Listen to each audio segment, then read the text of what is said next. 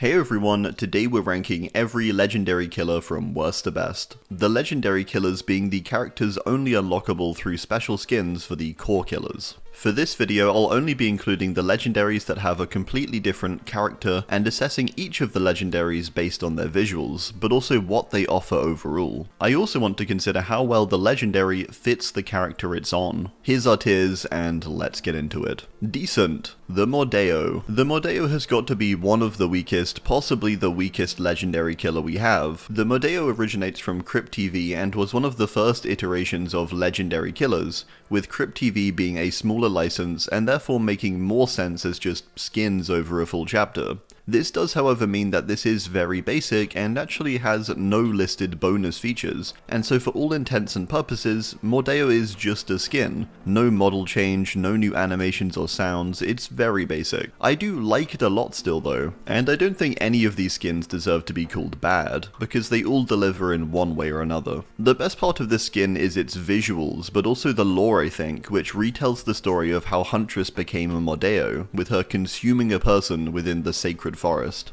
and then undergoing the gruesome transformation into this creature. It's really horrifying, but makes for great lore. Half-Spirit's Torment from Junji Ito is visually terrifying, with this mass of people twisted into a fog, all with open wide mouths mid-scream. It's a very striking image and originates from the story of the mysterious tunnel. Aside its visuals though, I do think this legendary has a lot left to be desired, with its only core changes being a few new animations in the lobby and a slight model change, both of which you don't notice very easily. I certainly didn't catch these, as they look fairly inline and similar to Dredge's usual animations. They are cool though, but do feel a bit lacking. This skin is certainly a freaky look though, which is the biggest win and a huge draw here.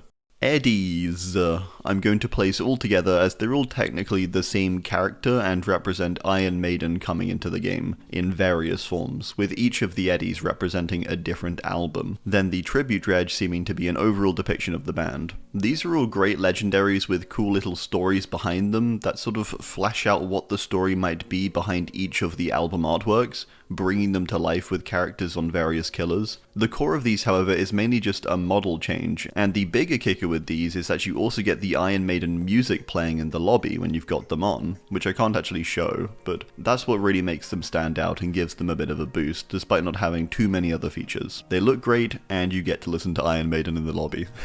Nice combo. Warhammer Titan is definitely on the weaker end of skins, and one of the biggest reasons I think is that it's just a bit of an odd blend on Spirit. Whilst the Warhammer Titan's abilities consist of creating things with crystal, much like how Spirit materializes a weapon, I feel this is sort of the only connection the two have, therefore it feels like a bit of a mismatch maybe, but then I'm not sure who else this skin would have gone to. I do love the visuals of the Warhammer Titan, and I find many of the details creepy, the facial area especially. I also really love the Attack on Titan lore, which seems to suggest that its universe was overthrown, destroyed, and consumed by the entity, as Warhammer is noted to be from a lost realm. You also get some nice little visual effects with this skin, and of course the absolute banger that the Attack on Titan DBD music is. This is my favorite track in the game, it's so good. The Luxie. Luxie is stunning and I think has one of the coolest weapons in the game, with this oversized wrench. Luxie looks terrifying. I also love how they blended Luxie with Doctor fairly naturally in the skin, having this coil of wires bend up his arm, and then arc across the wrench. Whilst this isn't necessarily a signature weapon to the best of my knowledge, it does fit well. Unfortunately lined up against almost every other legendary, Luxie has very little going for it, simply being a model change. Again though, in this case it kind of works because the jumpy nature of Doctor sort of fits the Luxie, I think. A new model and animations isn't so needed in this case. The Minotaur is a great looking Oni legendary, depicting the mythical Minotaur. It looks really amazing and depicts the creature very well, blending together the mythical depiction of it and blending it well with DBD's style, having a much bulkier model and of course horns that sprout from its head and even grow larger when Fury is active. The main disappointment of the skin is the lack of new voice lines, or sounds really I guess. More monstrous sounds would have really made this skin stand out, and maybe a unique Mori too. Possibly one where he tears someone in half or something. That feels appropriate. Regardless, this one holds up pretty well on visuals alone. The lore is very cool too, and sort of suggests that this creature spawned as a result of many of the survivors of the realm knowing the myth of the Minotaur, therefore blending them and creating this. Really cool. Good. The Chatterer was one of the coolest additions back when he was released. However, with time it's become clear that he's quite outdated in comparison to most other legendaries, with him stated to only get a model change. The model is undeniably stunning though, and has a lot of detail. He does also technically have unique voice lines as he chatters instead of speaking, and his jaw does actually chatter, which is technically an animation change too. The chattering could be argued as a downgrade though, considering how much people love Pinhead's voice lines. I'd agree with this personally. I'd rather have the voice lines. I think the core problem with this skin is just that it's essentially just a skin and doesn't provide much else to immerse you as Chatterer, but the things it does do are really great. HUNK. HUNK is visually quite cool, although I'm not sure I'd rate him too highly, as he does have a few things that make him less unique than many other legendaries. His knife, for one, is seemingly the exact same as Wesker's on his Stars outfit, and whilst his grunts of pain are altered to sound like HUNK, these are the same ones used for Joey's cosplay skins too. These things do temper my love for this skin a bit, as they could feel a bit more distinguished and unique for their character. Despite this, I do like HUNK a lot still, and he does have some nice and unique lobby animations too, where he sort of plays around with his knife. There's of course also the banger music track. Overall, cool to see HUNK in the game. The Krampus is a cool legendary inspired by folklore, and specifically has come to DBD as a reward to the killers to punish the survivors who were being toxic, which is very funny. This is a rather simple legendary, with the only change being an alteration to the character model of Trapper. However, it's a solidly elaborate change with new snowy texture effects and also a moving piece in the back where it appears Krampus may currently have a victim inside. So whilst on the simpler end, this still looks great, but definitely could be improved with some unique festive music maybe, or more monstrous sounds. Armoured Titan is a great improvement in my opinion over the Warhammer Titan, with the Armoured Titan looking literally perfect on Oni, and its power working very well too. The stature and poise of Oni seems to fit Armoured Titan really well, whereas for Warhammer on Spirit, it doesn't quite fit so much I think. This skin only looking even better when it explodes during Blood Fury to reveal these huge red crystals which form across the Titan. The visuals are on point, and the slightly altered model looks great, and of course the absolute banger that is the Attack on Titan track is there again, so I like this one a lot. Both with how it pairs together Oni and the Armoured Titan so well, but also recounting similar lore of a lost realm, which is really spooky. The Ferryman is an interesting character to have in-game, as Charon, the Ferryman of the Underworld, is not typically depicted as a killer directly, but rather just the person that sails damned souls across the River Styx for a payment. I do think it works in this case though, because the lore sort of explains that Charon likely didn't want this, and is stated to not have found peace in the realm, and may only be here due to being attacked by souls, or potentially to have fallen into the River Styx. The lore also tells us that this Charon would drown those who couldn't pay, certainly making him a bit more evil. This skin, whilst lacking additional features beyond its model change, is visually incredible. I think one of the best, genuinely. It has such a lovely color palette that feels so appropriate, and further small details like the pained souls and faces flowing through his body, the skeletal feet, the shattered ornamental ore as his weapon. It's a really impressive skin, and depicts a more monstrous Charon very well. As someone who used to adore classics and mythology, I really love this skin a lot. Miss Fuchi comes along on Artist, which initially appears to be a slightly strange choice, but it works really well, originating from Junji Ito and depicting Miss Fuchi, a character who likes to consume people with her unhingeable jaw. This comes along with new sounds, which are really creepy by the way. She's constantly giggling and just, look at how she smiles, it's so creepy. She's also got a model change and new lobby animations, which really makes her stand out when just hanging around in the lobby. It's actually really horrifying and uncomfortable having this legendary on. She's just non-stop grinning at you and occasionally loudly screams. Great. Great. Frumious Jabberwock is one of the weirder legendaries or skins in general in DBD, with its lore suggesting it to be a creation of the mad designer Trix, and to maybe even be some sort of weird blend of Trix's powers with the artist's ink, causing this very strange baby. It's very much in the spirit of the original poem that this skin is based on though. Whilst weird too, Jabberwock does look incredible and gets a very distinct posture and stance in the lobby, as well as some cool visual details and completely new monstrous sounds, and really awesome ink weapon by the way too. Despite initially seeming like a bizarre choice for Artist, instead of any number of other more monstrous killers this could have gone to, I think it works really well, but it is certainly an acquired taste. Xenomorph Queen is a legendary that transforms the Xenomorph into the Queen of the Colony, a larger Xeno with sort of a headdress piece, spikes in the back and small arms in the front. It does look quite menacing, and was also given some additional changes, despite these not being in the films. Anyway, it looks great, and has some unique lobby animations too, and a full new sequence when you select it. The big change though is the model, which is much more elaborate and large, although it does shrink down once you're in-game, which is probably a good thing, otherwise it would be a huge gameplay detriment.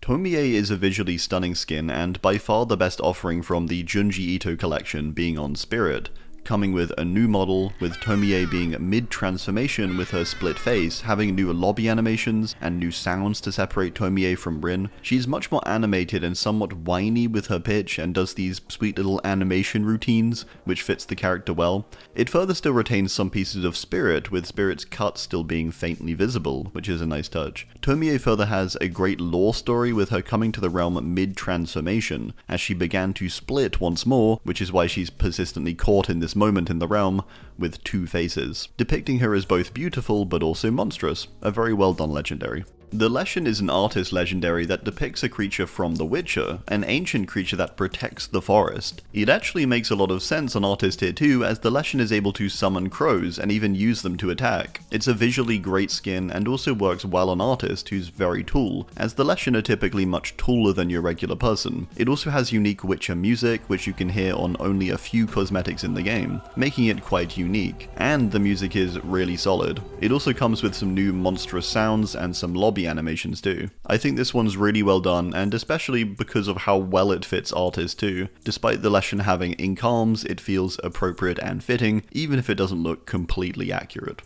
Boulet Artist is a very unique case of a legendary inspired by the Boulet brothers. It comes with a new model, animations, and new voice lines in the lobby and sounds in-game. To draw the closest parallel, it's most similar to a character addition like Nicolas Cage, a celebrity being added into the game, only this time for the killer side. The lore is quite interesting too, with it stating that the Queens of Darkness actually accepted the call of the entity, suggesting the entity invited them to the realm. It's cool and certainly a unique backstory, when compared to almost any other as well. It also works really well as an artist skin, I think, with them also designing a Huntress skin, which you can see in game too. This skin is also fairly funny with the sounds in game, with there being new sounds when charging your power or firing it, or things like that. It's really great. Amazing! Rize Kamishiro is the legendary available on the Ghoul or Kaneki, and depicts Rize, the ghoul who had Kaneki's powers before him, and is a literal part of Kaneki, as her organs now belong to him. Rize is really well done in DBD and translated incredibly faithfully over from the manga, despite it being quite a different medium, makes it all the more impressive. Rize has her own style and personality relayed through her posture and lobby poses, and she has an entire new set of voice lines both in match and in the lobby, and even has very small adjustments to things like post-hit cooldowns and the Mori, with her not snapping her fingers like Kaneki does. It's small touches like this that really make her stand out as a job well done. She's also quite well loved because she's nowhere near as loud and moany as Kaneki, giving us some peace when we want to play Ghoul, which is quite nice to be honest. The Baba Yaga has got to be one of the better Huntress legendaries, with it transforming Huntress based on the folklore of the Baba Yaga, changing her to have this new appearance and stature, her mask split into good and bad, the two sides of the Baba Yaga, sometimes a helper and protector in the woods, or a murderer. These two sides being depicted throughout the entire body, with one healthy looking side, and the other being withered and monstrous. Baba Yaga also gets a whole new lullaby in-game, with it being deeper and having a slightly different tune and pattern. Her sounds as a whole are also different, which is great, and she has this cool smolder coming from her shoulders. Really amazing legendary, and so much detail. And a whole new lullaby, like wow, that's incredible. Glitchtrap is a pretty awesome legendary within DBD, with Glitchtrap originally just being digital in FNAF, yet being brought to life by the entity so they can enter the realm. Said to be a virtual manifestation of evil made flesh in the entity's realm. Super creepy. Glitchtrap is honestly some of the most disturbing animations in the game, with them beckoning you and silencing you with a finger, and just doing creepy head tilts and stuff like that as well. Just all around a weird experience. You also get some cool visual effects like the glitching that appears around its body, but also most notably on the blade. There's further a banger music track that plays and a bunch of creepy noises. This is a really well done skin, I think, with so many small adjustments and details like the slightly altered Mori. Very well done and translates Glitchtrap so well, despite it being physical in DBD. William Birkin has got to be one of my favourite additions and feels perfect as a legendary for Blight, as a guy pumping himself full of the G-Virus in order to survive. This legendary not only has a huge model change with the size difference, but also ginormous eye that moves on its own too. It further has new sounds and some of the most haunting voice lines in all of DBD, with Birkin occasionally being monstrous, but other times being regretful and in pain as the serum takes over his body and he cannot control his rage and anger. It's truly horrifying. It's a bit of a shame we don't get more lore introducing why he's here, like maybe a passage telling us how he came to the realm mid-transformation or something. But really it doesn't matter too much because the skin is so distinct and visually incredible and just so fitting for Blight too, it's all good. It would be cool if the serum vial was changed to be purple though. Perfection. Tiffany Valentine is one of the best licensed legendaries we have, voiced by Jennifer Tilly herself, with a whole array of voice lines both in-game and in the lobby. She's also got her own style and animations and yaps away just as much as Chucky, just with her own quips. She's great and is a perfect recreation of how we see her in the films. It's especially good as both herself and Chucky interact during the trials as well, as Chucky's ghost still remains to carry her and help her with hooking survivors. The lore is super fitting too, with it stating that Chucky and Tiffany's bond was so strong that she manifested in the realm as well, defying the grip of death. Really well done, and yeah, it's perfect. Henry Creel is perfect in my eyes, and a legendary which many like so much that they prefer over the actual base killer of Vecna in his monstrous form, as it's creepier and scarier. He also has voice lines that are actually adjusted to sound like his human form, which is amazing. And although it isn't Jamie Campbell Bower, it sounds spot on honestly, really good. You further get a bunch of creepy new poses and animations in the lobby, and honestly just playing as Henry is a whole different vibe compared to his base look, which I love. This is amazingly done and perfection. MiNA is one of the newer additions to the game, being a creation of Survivor Quante Young. MiNA originally being an AI competitor to Trickster, being a female version of him and rivaling him before he came to the realm. She is really awesome and does share a lot of motifs or design details with Trickster, but also defines herself clearly too, with her own personality and unique movements and voice lines, further separated by her own lobby music, which replaces Trickster's own music. It's just perfect for the character and the whole idea of her being his competitor. She's actually a killer as well who gets a wholly unique Mori, with my only criticism of this being that it's a bit too long, and so maybe a bit of a gameplay detriment. Overall she is incredible and also has some great lore again too, with her story following her experience going from digital to flesh and how she reacted to that in the moment. She's so shocked by the experience, it's a great read.